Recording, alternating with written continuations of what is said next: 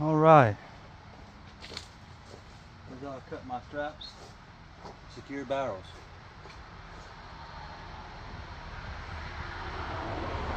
3.5 inches wide. This I found the fastest method. My first cut, I should have waited to video to make my first cut. But start with the bottom of the barrel. Set my guide or my fence, whatever you guys call it. I set it to 3 inches, and I cut the bottom of the barrel. That gets me above this melted ridge where they join the lids to the sides. Some drums are 3 inches, some are 2.5, some are 3.5. You're gonna have to measure your drum. Do you want to get above that ridge, at least an 1/8 inch past it? This is where the two ends meet and they mold and roll and form together and makes a hard, thick ridge. So you want to get rid of that. After that, you go ahead and set your guide. If you want 3.5 inch straps, set your guide to 3.5 inch. And as you can see, my saw blade is only about 5/8 of an inch high. And I'm also collecting the shavings. My dad has a project for the shavings coming up. Talk about that in another video. Anyway, my guide set to 3.5 inches. Lock down, 3.5. After the bottom's cut off, it's easy. You have to pay attention. You want to keep the barrel against your fence. At the same time, you push it into the blade. Once you see the blade into the drum, then you keep tension this way. I use my chest as a backstop, and I slowly roll the drum. If you take your time, you'll have nice straight bands when you're done. If you try to rush through it, it'll go crooked, and you may ruin a band. I find this is the easiest, fastest method to cut barrel bands. It's faster than a jigsaw, faster than an oscillating saw. Skill saw would probably be faster, but with a skill saw, see the drum flexes when you want to put your saw and try to cut on it. It still flexes with the table saw, but it's easier to manage. It's a little harder for me because I have shoulder issues, so it's hard for me to hold this up for extended periods of time. And I do a barrel, take a break. So we turn the saw on. All the way against the guide. Push in to the blade into the drum. My blade's in the center, chest to the backstop. Slowly apply pressure this direction, and then I roll it.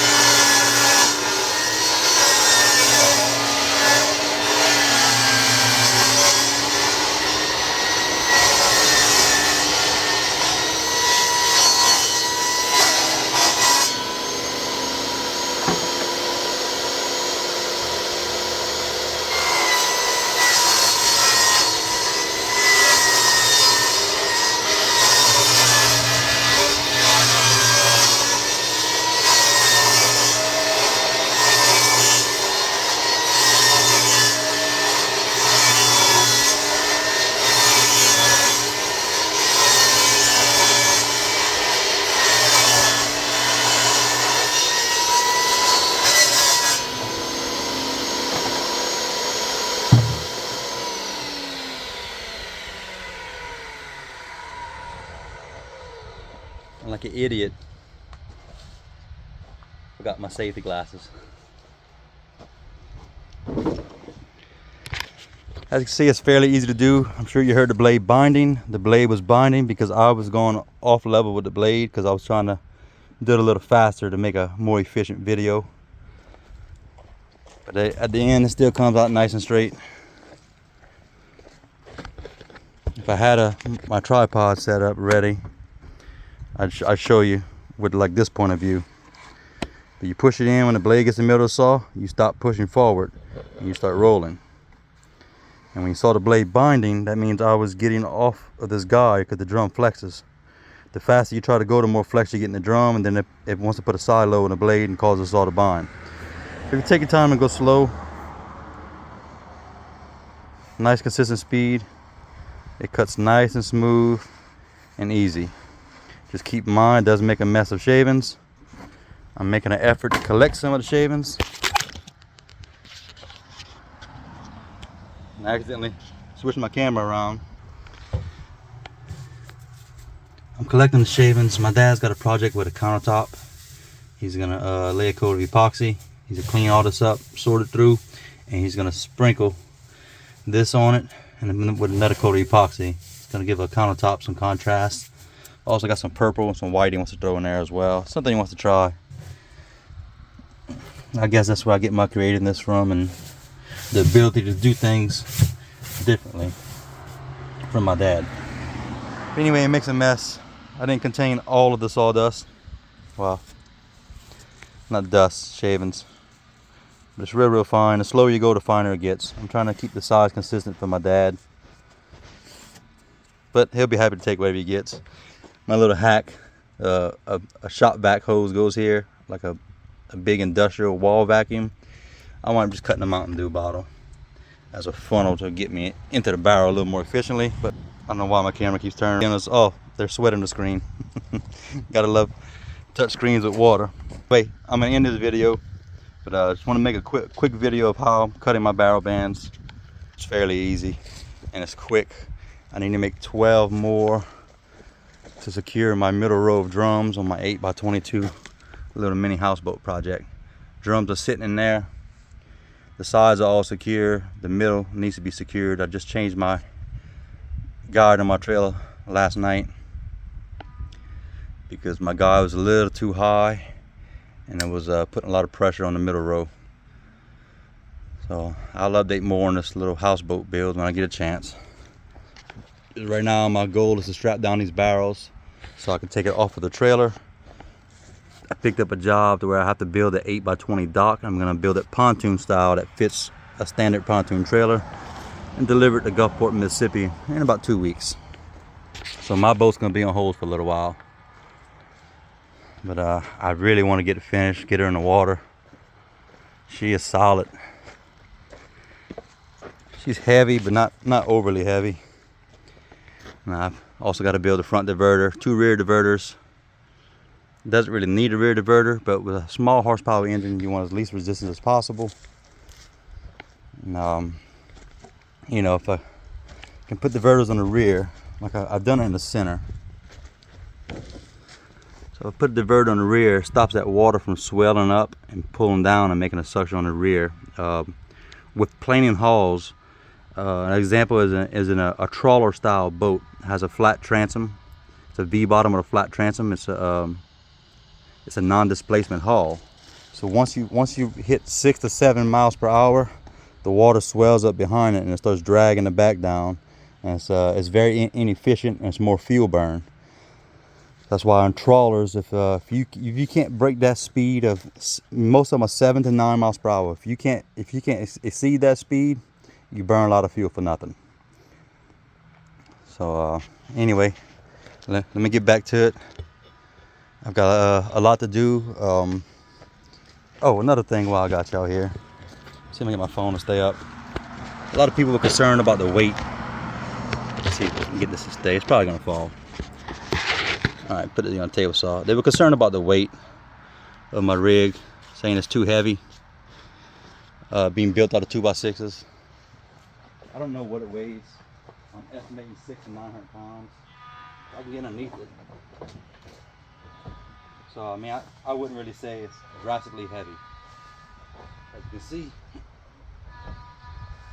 I could pick up a good bit of his weight on my own, and I'm disabled. So I wouldn't consider the weight too bad. I would say 600 to 900 pounds is a good estimate. The drums are like 15 pounds a piece. I mean, the heaviest part is the wood, of course. The weight's not concerning me. I am adding the third pontoon because I plan on decking this over and building a cabin and to be a mini houseboat. So I want as high flotation as I can get. Currently, the way it sits, I have a 7-inch draft with the motor, the steering, and me. So I'd assume once the deck's on, I'm gonna go down to about an 8-inch draft. Once I build the cabin, I may be down to a 10. And the cabin's gonna be built lightweight, and half capacity of the drum is about 12 inches. The drum's like 23.5 or 23.25 diameter. So 12 inches is gonna be the maximum draft you ever want to see. But you can see my deepest water line. It's right there. I left it in the water for a week. Right here I have 2 water lines. But this water line measures 7 inches from the bottom of the drum, maybe 7.5. And that's like she sits.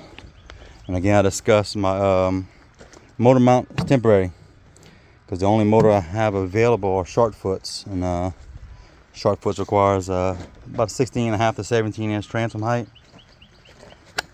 So I want to keep my lower cavitation fin. I want to say I'm a ½ inch below the bottom of the barrel. That keeps it from cavitating. If I go above the bottom of the barrel, water swells up and it cavitates the engine, and you start losing thrust. So my next big purchase is going to be a 4-stroke long foot, which is I'm going to rebuild this transom. I'm going to build an aluminum one that clamps on to the beams and to the transom, and it's going to be 6 inches higher, which is going to raise this up higher where it's no longer going to be in the water. And, a long foot will be better suited for what I'm doing, but until then I'm building for the short foot. I'm a strong believer in run what you brung. It's an old drag strip term. But anyway, I've rambled on too much already. This little short video was about how I cut the barrels and why I cut them this way. It's a lot faster and easier for me. Despite my shoulders, it's a lot faster. The other way is to sit down with a jigsaw or oscillating saw, and it takes a while to cut. The table saw method, I find, is just the fastest way. Thank y'all for viewing. I look forward to your comments and suggestions.